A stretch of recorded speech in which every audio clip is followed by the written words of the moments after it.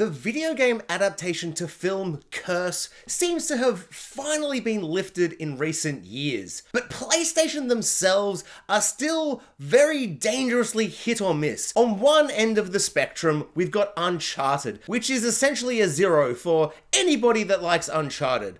I think I am the only person in the entire world who thought it was just a bit of dumb fun. To be extra clear, I don't have any love for the Uncharted games. I've never played any of them. I just watched a dumb, stupid movie. Do I think it's good? Absolutely not. And if they did that to Red Dead Redemption 1, I'd kill myself. And then on the other side of the spectrum, we've got The Last of Us, which is a spectacular series that does everything the game does. Apparently, once again, haven't played it, but it's a great series. So where does PlayStation's new video game adaptation, Gran Turismo, land in this huge ocean of quality that they are producing?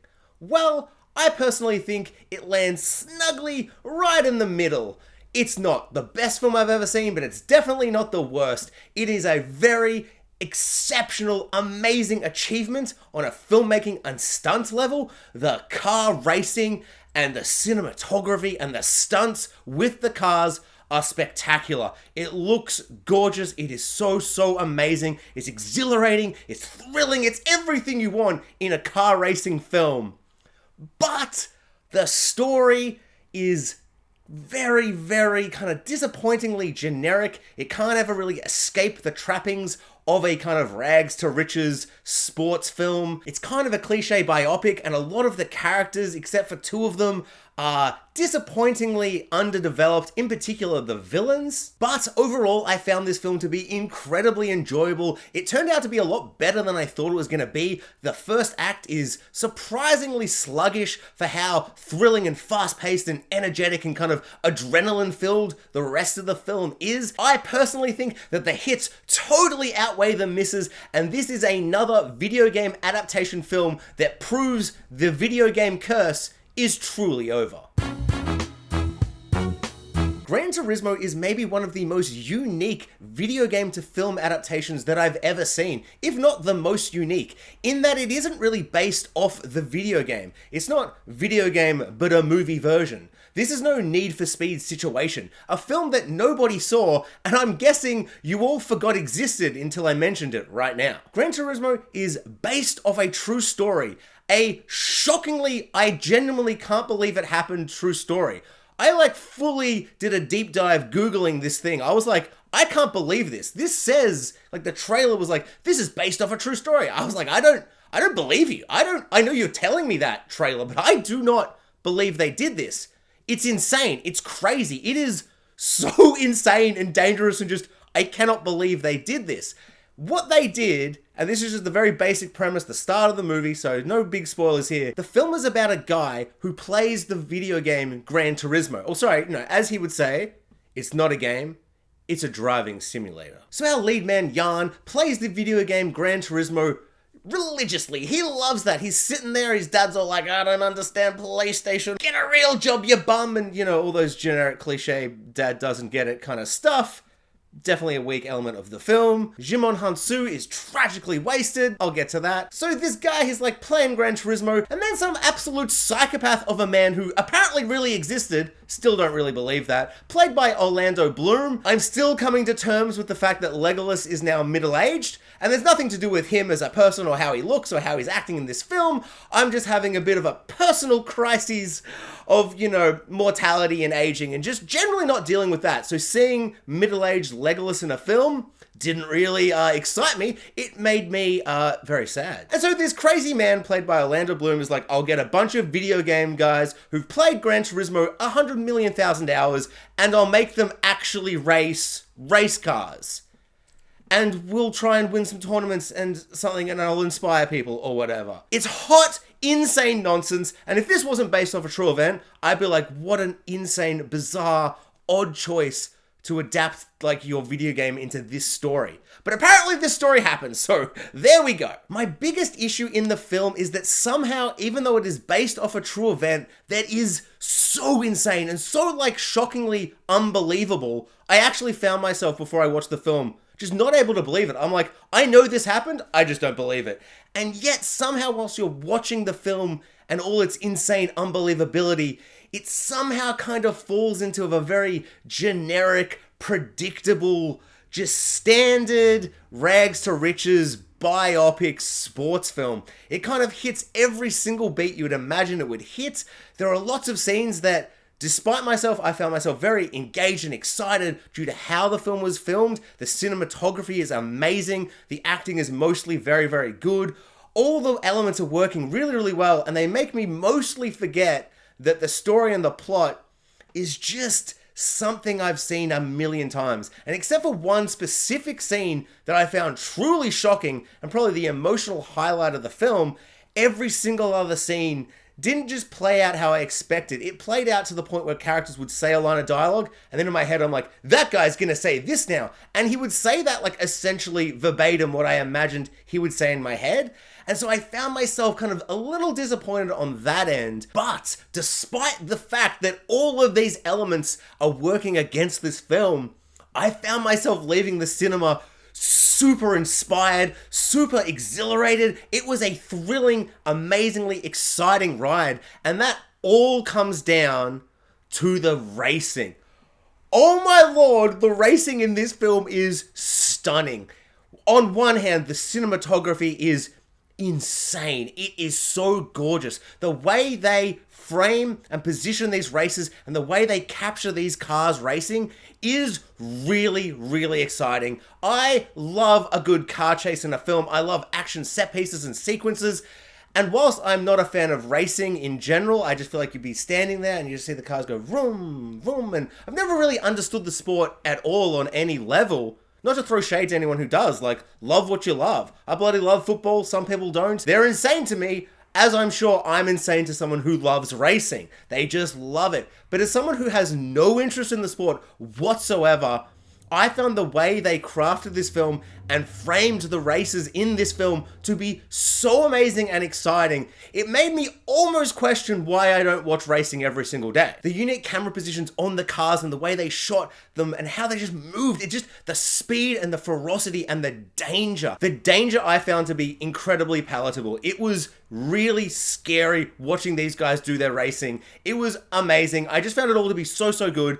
And the other thing that I found so spectacular, like on top of the incredible stunts and the incredible cinematography, is the use of CGI, or maybe the very, very lack of use of CGI. This film, the way Top Gun Maverick made me feel like none of it was CGI, this had that same effect. I didn't see any CGI. There was maybe 3 shots, like not 3 moments, 3 single shots where I was like, oh, that's definitely a visual effect, or at least visual effects are helping it in some way, just because, you know, when you see the movie, you're like, yeah, well, of course. But for the most part, for like the entire film, which is essentially just lots of races and lots of racing sequences, it all looks so real. It looks so grounded and intense. But it somehow was like a fairy tale in how he crafted these amazing, magical, insanely crazy scenes and races, yet it just felt so real. I loved however they filmed this, however they combined the practical cars with whatever CGI elements they did. I just loved it so much. It was so well done.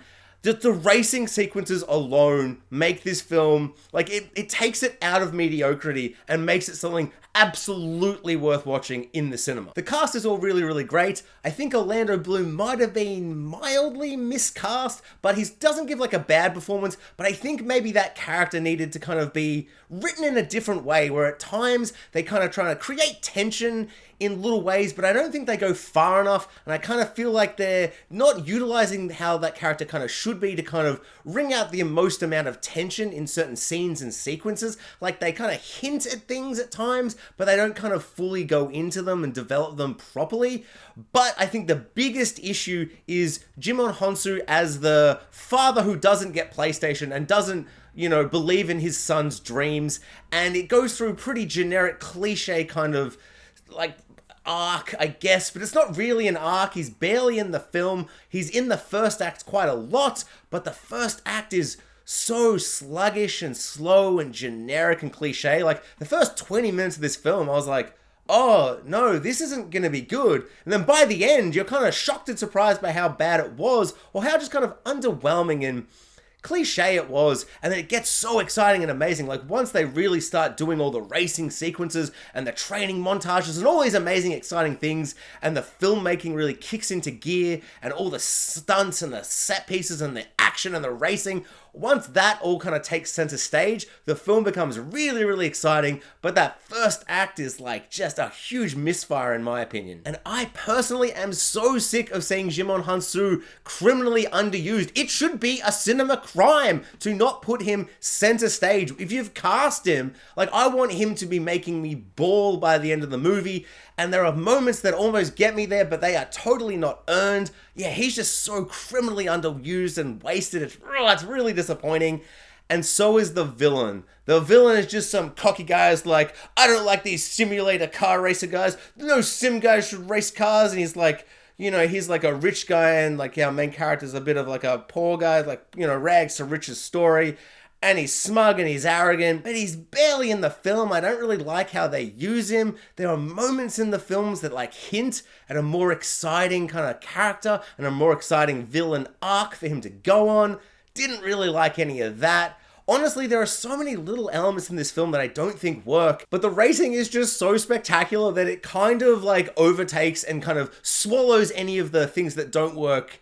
It just gobbles them all up, and you still end up really liking the film despite all of these things that do not really work. In terms of the cast, David Harbour steals the show. He plays the kind of gruff, no-nonsense mentor that may secretly have a heart of gold. Hey, if it ain't broke, don't fix it. Our lead character is played by Archie Madekwe. I hope I'm pronouncing that right. I'm probably not. Apologies. He is good, but I feel kind of mean saying this, but I don't think he kind of stands out. He doesn't give a performance that kind of screams to me, amazing lead man performance. He doesn't like win me over early. He's not a bad performance by any means, but I think just like right now, I've watched so many films in the cinemas recently where the main character has just kind of shone and given one of those electric, amazing performances that I'll never forget. Cillian Murphy in Oppenheimer, Sophie Wilde in Talk to Me, and of course, who could forget the titular Meg in Meg 2: The Trench?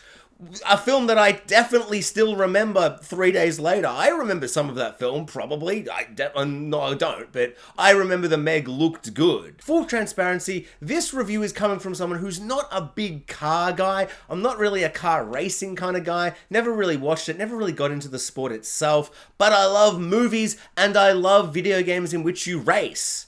Admittedly, not a racing game, or sorry, it's not a game, it's a racing simulator, like Gran Turismo. Not really my cup of tea. I'm more of a Mario Kart guy. If I can't win because the guy who's clearly better at racing than me gets hit by a blue shell out of nowhere, completely random, with no control of his own, and I happen to win, and that's how I'm able to beat my brother, who's clearly better at Mario Kart than me. If I'm not able to do that in a racing game and win because of just some kind of random blue shell exploding on someone, I don't want any part in that game. In fact, I know so little about Gran Turismo, probably never played it before, maybe when I was very, very young, but until I saw the poster for this movie that said Gran Turismo, I actually thought the game was called Grand Turismo.